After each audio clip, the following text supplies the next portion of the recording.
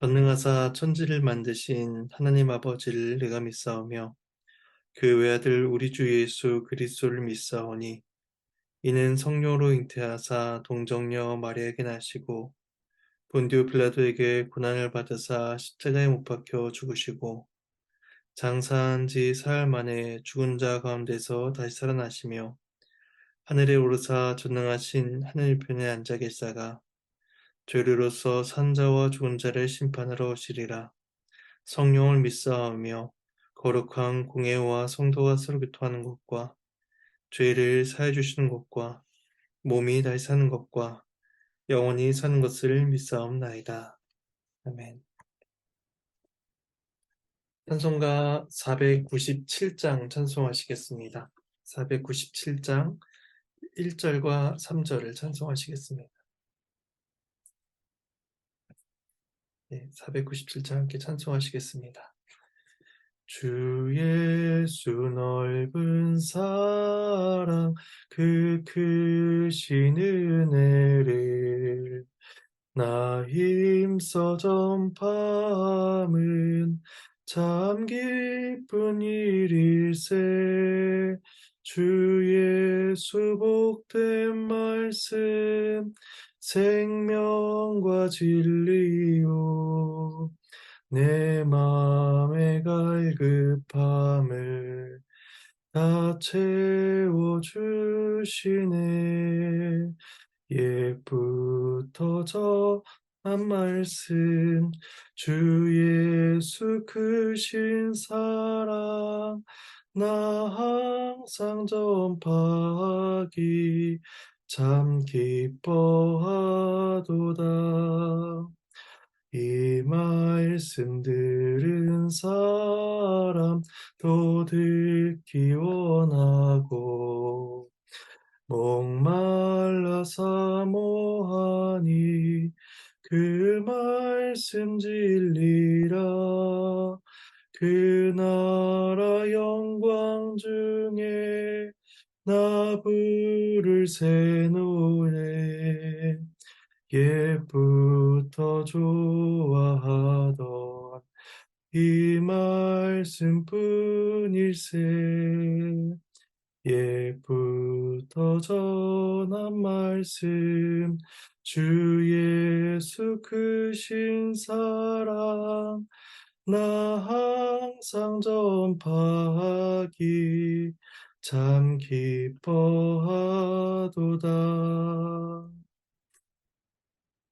함께 보실 말씀은 구약성경 욥기 15장입니다. 욥기 15장 17절에서 35절까지의 말씀입니다. 네, 말씀은 본문을 살펴간 가운데 봉독하도록 하겠습니다. 함께 주의 말씀을 나누겠습니다. 어제 본문에 이어서 엘리바스의 주장이 이어지고 있습니다. 엘리바스는 욥의 지혜가 합당하지 않다라고 말하면서 자신의 지혜가 더 뛰어나다고 주장하고 있습니다. 그러기 위해 자신의 지혜가 어디로부터 전승되었는지를 소개하고 또 그 지혜에 기초한 악인의 실상을 설명하고 있는데, 이러한 엘리바스의 주장은 첫 번째 있었던 대화 내용과 큰 차이가 없음을 보게 됩니다. 왜냐하면 그가 말한 지혜는 결국 인과응보에 기초한 보편적인 진리에 불과한 것이기 때문입니다. 오늘 본문은 네 부분으로 나누어 볼 수가 있는데, 먼저 17절에서 19절은 엘리바스가 받은 특별한 지혜에 대해서 말씀하고 있습니다. 제가 말씀을 봉독하도록 하겠습니다. 내가 내게 보이리니 내게서 들으라. 내가 본 것을 설명하리라. 이는 곧 지혜로운 자들이 전하여 준 것이니 그들의 조상들에게서 숨기지 아니하였느니라. 이 땅은 그들에게만 주셨으므로 외인은 그들 중에 왕래하지 못하였느니라. 엘리바스는 자신의 지혜가 타당하다는 것을 주장하기 위해서 두 가지 근거를 제시합니다. 하나는 자신이 직접 보고 경험했다는 것이며, 다른 하나는 그 지혜가 조상들로부터 전해져 내려온 전승이라는 점입니다. 엘리바스는 자신이 직접 관찰했을 뿐만 아니라 지혜로운 사람들에게서 얻은 통찰이기 때문에 자신의 지혜가 주장이 타당하다라는 확신을 욥에게 이야기하고 있는 것입니다. 또한 엘리바스는 자신의 지혜가 특별하다는 것을 설명하기 위해서 자신이 가진 지혜의 배타성에 대해서 강조합니다. 그것은 지혜로운 자들이 그들의 후손들에게만 전해준 것으로서 외인들에게는 허락되지 않았다는 것입니다. 그러니까 선택된 내부의 사람들에게만 그 지혜가 주어졌다라는 것입니다. 예레미야 49장 7절에 의하면 엘리바스의 고향인 대만 지역은 지혜로운 사람이 많았던 것으로 보여집니다. 엘리바스의 말에 따르면 조상들이 살던 땅에는 이방인들이 한 명도 거하지 않았으며 그들 사이에 외부인이 지내지 않았기 때문에 그 외부의 지혜가 그 대만 사람들의 가르침을 타락시키지 않았다라고 말을 하고 있는 것입니다. 전통의 순수성을 지키기 위해서 외인의 영향을 경계한다는 것이 일반적인 생각이었는데 그런 점에서 엘리바스는 자신의 지혜가 권위 있으니 욥에게 그 지혜를 들어야 한다라고 주장하고 있는 것입니다. 그래서 이어진 20절에서 24절은 악인의 비참한 삶에 대한 묘사를 하고 있습니다. 말씀을 봉독하겠습니다. 그 말에 이르기를 악인은 그의 일평생의 고통을 당하며 포악자의 횟수는 정해졌으므로 그의 귀에는 무서운 소리가 들리고 그가 평안할 때에는 멸망시키는 자가 그에게 이르리니 그가 어두운 데서 나오기를 바라지 못하고 칼날이 숨어서 기다리느니라. 그는 헤매며 음식을 구하며 이르기를 어디 있느냐 하며 흑암의 날이 가까운 줄을 스스로 아느니라. 환난과 역경이 그를 두렵게 하며 싸움을 준비한 왕처럼 그를 쳐서 이기리라. 엘리바스는 악인과 포악자가 겪을 삶이 어떠한지를 말합니다. 그러한 사람들은 일평생 고통에 시달리며 고통에 몸부림치게 될 것이고 그들이 비록 일정 기간 권세를 떨친다고 할지라도 그 횟수가 정해져 있어서 일시적이며 이내 심판이 닥칠 것이다 라고 강조하고 있습니다. 이 말은 욥의 주장을 반박하는 것이기도 했습니다. 왜냐하면 욥은 12장 6절에서 강도의 장막은 형통하고 하나님을 진노하게 하는 자는 평안하니 하나님이 그의 손에 후히 주심이다 라고 말을 함으로써 인과응보가 실현되지 않는 현실의 상황을 토로하였습니다. 이에 대해서 엘리바스는 악인의 장막이 형통한 것은 그 횟수가 정해져 있기 때문에 일정 기간에 불과하다라고 답을 하고 있는 것입니다. 이어진 악인에 대한 묘사는 악인은 불안으로 가득하다는 것입니다. 악인은 계속해서 무서운 소리를 듣게 됩니다. 그는 자신의 거처가 평화롭다라고 생각하지만 아무런 위협이 없다고 느끼는 그 순간에 멸망시키는 자가 와서 파멸을 그에게 경험하게 할 것임을 그는 생각하고 있습니다. 그런데 21절에서 나타나는 악인에 대한 이 묘사는 1장에서 보았던 욥의 모습과 유사하다는 것을 떠올리게 됩니다. 왜냐하면 욥은 평안히 거할 때에 무서운 소리를 들었습니다. 재난으로 인해 그의 재산을 잃었고 사랑하는 자녀들을 잃게 되었다라는 그 무서운 소리를 그가 들었습니다. 또한 욥은 평안히 거할 때에 멸망시키는 자가 그의 삶에 임하였습니다. 스바와 갈대아 사람들이 와서 그의 재산을 약탈해 갔던 것입니다. 결국 엘리바스가 여기에서 말하는 악인은 욥 자신임을 지적하고 있는 것입니다. 22절에 의하면 악인은 어두운 데서 나오지 못하게 될 것입니다. 고통과 위협이 그의 삶을 잠식해 버렸기 때문이죠. 꼭 그가 어둠 가운데서 헤쳐나온다고 할지라도 칼날이 숨어 그를 기다리고 있으니 그는 어떠한 소망도 품지 못한 채 죽음을 맞이하게 될 것입니다. 또한 악인은 떠돌아다니는 불황자가 되어 음식을 구걸하게 됩니다. 한때 부자였을 그 악인은 모든 재산을 잃어버리고 다가올 자신의 비참한 운명을 기다리며 살아가게 된다는 것입니다. 24절에서는 악인을 괴롭히게 할 그 환난과 고통이 싸움을 준비한 왕으로서 의인화되어 묘사되어 나타나고 있습니다. 전쟁을 준비한 왕은 만반의 준비를 갖춘 뒤에 승리의 확신이 있을 때에 공격을 감행합니다. 강력한 왕을 막아낼 세력은 존재하지 않는 것입니다. 엘리바스는 악인을 괴롭게 할 환난과 고통이 만반의 준비를 갖춘 왕과 같다라고 말을 하고 있는 것입니다. 악인은 그 앞에서 파멸을 경험하게 될 것입니다. 이처럼 악인의 비참한 삶에 대해서 묘사한 엘리바스는 이제 25절에서 27절 말씀을 통해서 악인이 환난을 당하는 그 원인에 대해서 설명합니다. 세 번째 단락입니다. 말씀을 봉독하겠습니다. 이는 그의 손을 들어 하나님을 대적하며 교만하며 전능자에게 힘을 과시했음이니라. 그는 목을 세우고 방패를 들고 하나님께 달려드니 그의 얼굴에는 살이 찌고 허리에는 기름이 엉겼고. 악인이 큰 괴로움을 당하는 이유는 하나님을 향해 도전적으로 손을 내밀어 자신의 힘을 과시했기 때문입니다. 그는 자신이 엄청난 힘을 가졌다라고 생각하면서 전능자를 상대로 자신을 자랑했습니다. 마치 자신을 패배하지 않는 무적의 챔피언처럼 그는 행동합니다. 악인은 단단한 갑옷 속에서 안전하다라고 느꼈으며 다른 이들과의 대결에서 승리함으로써 자신감을 얻었습니다. 이러한 상황 속에서 그는 이제는 전능자조차도 내가 이길 수 있구나라는 생각에 그 전능자를 향한 대적적인 모습을 갖게 됩니다. 그래야 두툼한 방패를 앞세워 목을 꼿꼿이 세운 채 하나님을 향해서 돌진해 나아가는 것입니다. 27절은 악인의 모습을 묘사하고 있습니다. 그의 얼굴에는 살이 찌고 허리에는 기름이 엉겼다라는 것입니다. 예레미야 선지자 또한 악인들이 불의한 행위를 한 이후에 부자가 되어 살이 찌고 지방이 낀 것으로서 부자들을 악인들을 묘사합니다. 살찌고 윤택하며 또 행위가 심히 악하여 자기 이익을 얻으려고 라고 예레미야 5장 28절 말씀에서 묘사하고 있습니다. 부유함, 여유로움을 상징하던 이 살들은 전쟁에 참전하는 장수의 민첩성과 기량을 모두 빼앗아 버리고 말 것입니다. 그래서 얼굴을 가득 덮은 그 지방이나 허리를 두른 기름들은 악인의 풍족함뿐 아니라 그의 교만함과 비둔함까지도 상징하는 것으로서 심판이 닥칠 때에 헤어나올 수 없음을 암시해 보여주기도 합니다. 악인은 자신의 몸이 비둔해진 것도 알지 못한 채 전능자를 향하여 교만하게 달려나갑니다. 이런 악인의 모습은 결국엔 자신의 환난을 초래했다는 것을 엘리바스는 이야기하고 있습니다. 엘리바스는 이를 통해서 욥의 모습을 지적하고자 합니다. 과거 욥이 누렸던 풍족함 속에서 욥이 교만하여지고 하나님을 대적하는 자리로 나아갔다라고 말을 하고 있는 것입니다.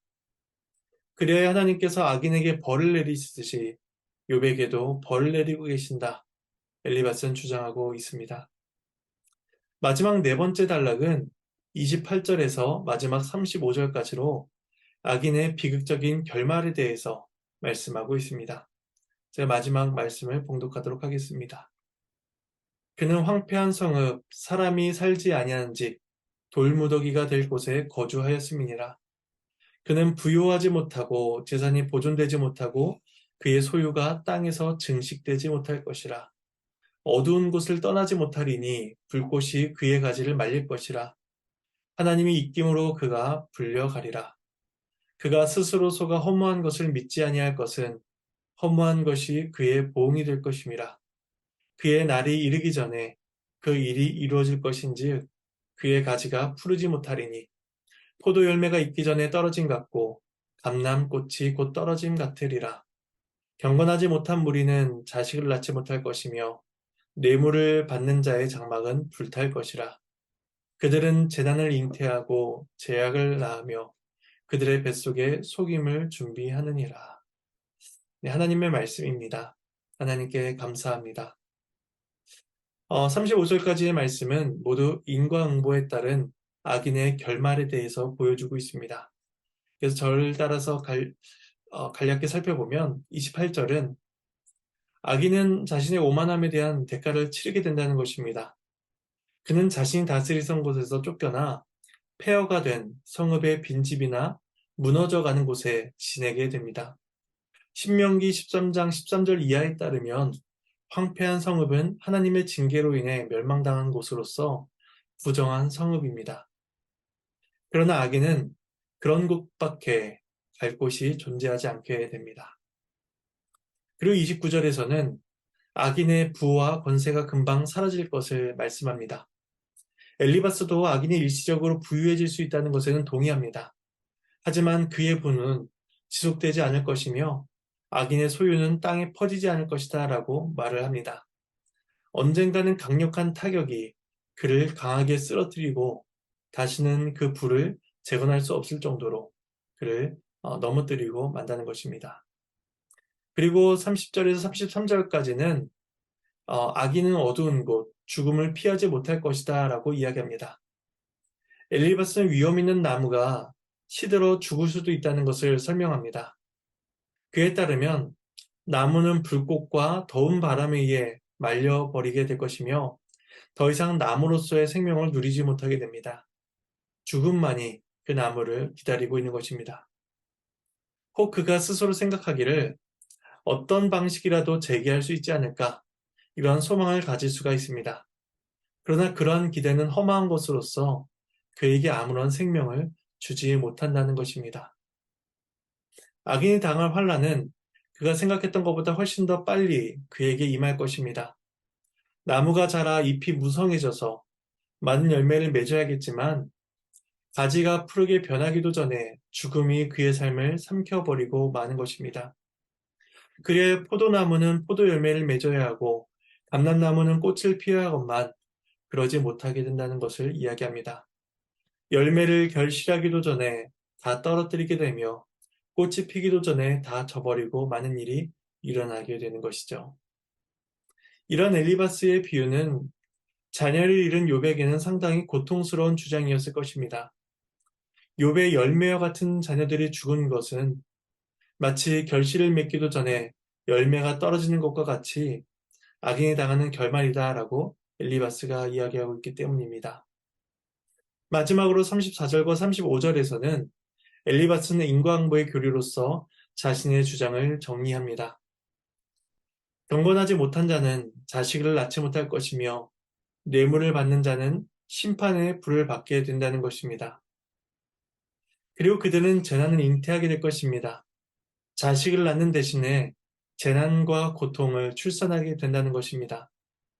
하지만 재난을 한 번 잉태하는 것으로 그치지 않고 그들의 배는 또 다른 속임과 거짓으로 가득 차게 됩니다. 이로써 그들은 죄에 대한 형벌을 받게 될 것이며 거기서 끝나는 것이 아니라 또 다른 죄를 준비함으로써 또 다른 심판을 예비하게 될 것입니다. 이것이 악인이 당할 비극적인 결말인 것입니다. 엘리바스는 자신의 가르침이 믿을만하다라고 주장하면서 욥에게 악인의 상태가 황폐하고 절망적이다라는 것을 강조합니다. 그의 근본적인 동기는 욥이 매우 악한 사람의 운명을 겪고 있다는 것을 확신시켜 주기 위함이었습니다. 욥이 초기에 받았던 축복은 일시적인 것이었으며 그의 불경한 행동을 감추기 위한 속임수에 불과했습니다. 그리고 마침내 하나님께서는 욥의 악함을 드러내고 계시다라고 이야기하고 있는 것입니다. 하지만 이러한 엘리바스의 주장은 욥에게 아무런 해결책도 주지 못하며 아무런 위로를 주지 못합니다. 그의 주된 목적은 욥이 전통적인 가르침을 받아들이도록 하는 데 목적이 있었기 때문에 그에게 아무런 위로를 주지 못한다는 것을 우리는 보게 됩니다. 말씀은 이렇게 맞춰지게 됩니다. 이제 우리는 오늘 말씀에 대한 적용점을 한 가지로 생각해 보려고 합니다. 엘리바스는 자신이 전해 받은 지혜를 통해서 욥의 상황을 설명합니다. 물론 그의 고향인 대만이라는 곳이 지혜로 유명했을 수 있지만 결국 그 지혜는 인과응보의 원리에서 벗어나지 못하고 있다는 점입니다. 세상의 지혜, 대만의 지혜로는 고통 가운데 있는 사람에게 위로가 아닌 정죄와 고난만을 가할 뿐이었습니다. 하지만 지금 우리는 세상의 지혜가 아니라 하늘의 지혜를 받고 있습니다. 우리에게 주어진 복음, 하늘의 지혜는 죄의 정죄만을 선언하고 있지 않습니다. 하늘의 지혜는 놀라운 구속의 은혜를 우리에게 가르쳐 줍니다. 우리는 그 복음을 받은 자로서 세상의 지혜로서 사람들을 판단하지 아니하고 하늘의 지혜로서 그리스도의 사랑과 긍휼을 전해야만 할 것입니다. 이처럼 세상의 지혜로서 세상을 판단하는 것이 아니라 하나님께서 우리에게 주신 하늘의 복음으로써 세상을 바라보며 세상을 대하는 복된 하루가 되시기를 간절히 소망합니다. 제가 잠시 기도하도록 하겠습니다. 하나님의 은혜에 감사를 드립니다. 오늘도 주의 말씀을 통하여서 주의 교훈을 생각하게 하심에 감사를 드립니다. 대만 사람인 엘리바스는 자신의 지혜로서 또 자신이 받은 지혜로서 욥의 삶을 판단하고 평가하였지만 결국 그러한 모든 주장은 욥에게 정죄와 슬픔만을 줄 뿐임을 보게 됩니다. 하지만 우리는 세상의 지혜로서 이 세상을 바라보는 것이 아니라 하나님께서 우리에게 주신 하늘의 지혜로서 이 세상을 바라보며 대할 수 있도록 은혜를 베풀어 주시옵소서. 우리가 받은 그 복음의 은혜를 먼저 생각하게 하시고 그 받은 복음으로써 세상을 향해 나아가는 우리 모두가 될 수 있도록 은혜를 베풀어 주시옵소서. 그런 복된 하루가 되기를 간절히 소망하옵고 감사드리며 이 모든 말씀 예수님의 이름으로 기도드립니다. 아멘.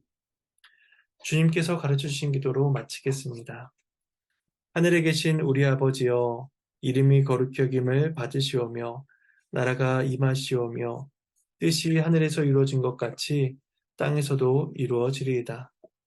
오늘날 우리에게 죄 지은 자를 사하여 준 것 같이 우리의 죄를 사하여 주옵시고 우리를 시험에 들게 하지 마시옵고 다만 악에서 구하시옵소서. 나라와 권세와 영광이 아버지께 영원히 있사옵나이다. 아멘.